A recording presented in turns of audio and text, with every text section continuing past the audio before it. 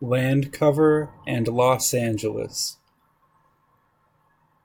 Land use and land cover are two extremely important factors of climate change that seem very general, yet they are very important. In Los Angeles, California, land use and land cover have been controversial for years, and there is no clear solution for the present or future.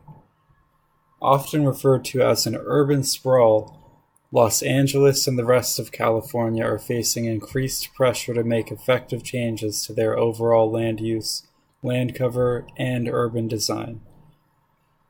The problem is a double-edged sword of sorts, because the land design has created problems for the population themselves while also contributing to massive environmental issues.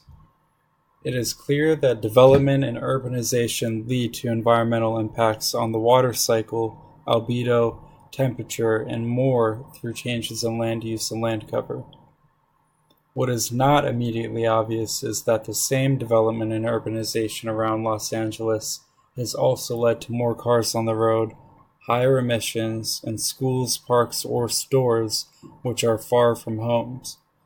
These issues are not new, and unfortunately many aspects are getting worse and not better.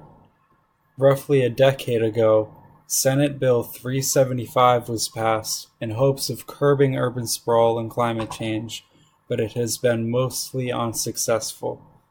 Despite the grim situation, California has plans to spend over $1 trillion on transportation in the near future, so it's possible that better efforts can be made to expand transportation options.